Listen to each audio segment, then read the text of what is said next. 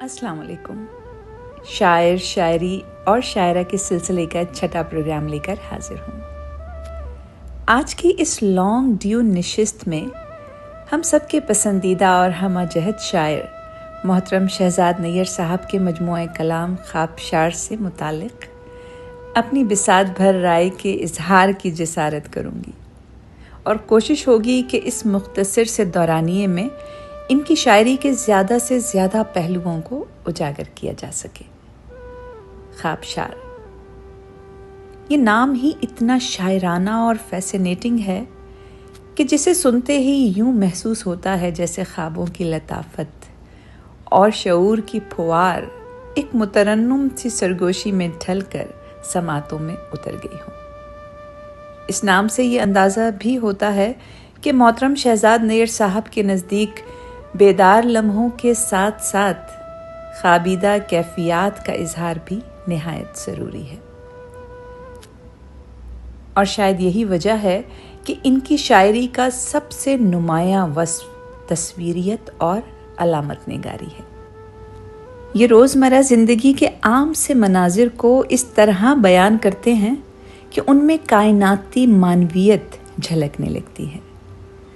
زبان میں کیونکہ نرمی بھی ہے اور کاٹ بھی، سادگی بھی ہے اور تہداری بھی، سو یہی دوہرا پن ان کے اشعار کو وہ کیفیت عطا کرتا ہے کہ جس کے باعث پڑھنے والا محض الفاظ نہیں پڑھتا بلکہ اپنے تصور کی آنکھ سے ایک دنیا کو بنتے اور بکھرتے دیکھتا بھی ہے. سایہ درد جو نکلا میرے خط سے پڑھ کر، میں نے بے درد کو چاہا بھی تو حد سے بڑھ کر.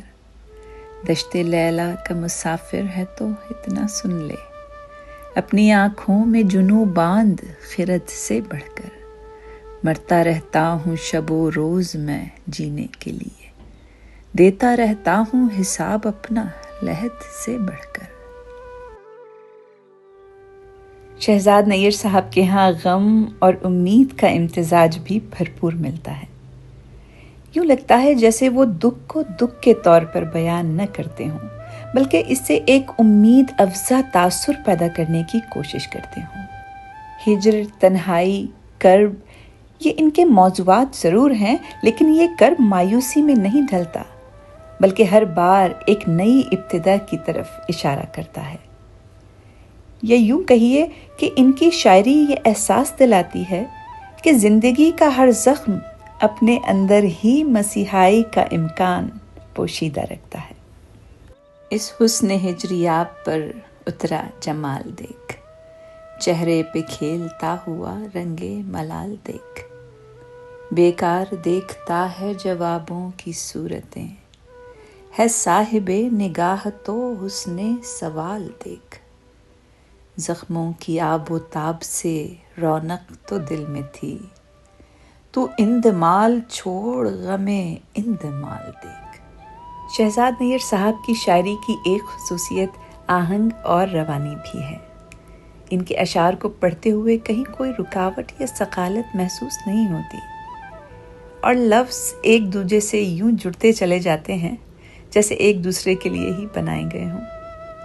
موسیقیت کو بڑھاتی ہوئی یہ روانی پڑھنے والے کو دیر تک ایک خوشکن سے احساس میں مبتلا رکھتی ہے. ایسے بے مہر زمانے سے وفا مانگتا ہے، دل بھی سادہ ہے خلاؤں میں ہوا مانگتا ہے.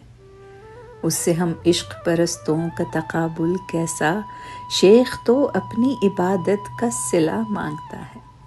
اس کو سمجھاؤ کہ کانٹے ہیں چمن کا حصہ، صرف پھولوں سے جو دالان بھرا مانگتا ہے.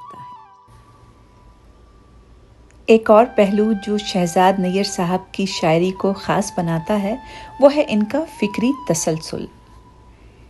ان کے اشعار میں محض خوش بیانی یا لفظی بازی گری نہیں ہوتی بلکہ فکری گہرائی کا عنصر بھی بہت نمایاں ہے. یہ انسانی وجود سے متعلق بنیادی سوالات سے مکالمہ کرتے ہیں، معاشرتی ٹیبو مضامین کو زیر بحث لاتے ہیں اور خود ساختہ نظریاتی حدود کو اپنے ایک مخصوص مزاحمتی انداز میں چیلنج کرتے دکھائی دیتے ہیں.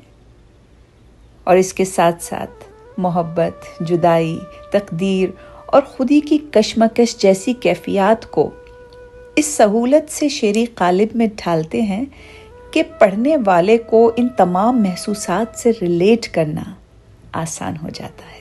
اتنی نہ اپنے نام کی ہر سو دہائی دے، جتنا تجھے میں سن سکوں اتنا سنائی دے، مجھ کو کسی بھی حال میں خلقت کے ساتھ رکھ، جن کو خدائی چاہیے ان کو خدائی دے، تجھ کو گلہ ہے تیرا مقدر نہیں ہوا، میں اپنے آپ کو بھی میسر نہیں ہوا، دستک بھی دے کے دیکھ لی، سر بھی پٹخ لیا، دیوار ہی رہا وہ کبھی در نہیں ہوا، غارت گری کو دیکھ کر اہل یقین کی، میں اس کو دیکھتا ہوں جو کافر نہیں ہوا۔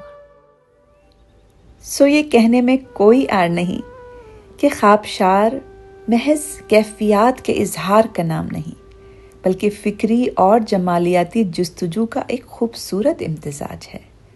خوابشار جیسا نام بذات خود اپنے شعری مزاج کا ایک بھرپور تعارف ہے، اس مزاج کا کہ جہاں خواب اور حقیقت، امید اور کرب، بیداری اور سرشاری سب آپس میں گھل مل گئے ہوں۔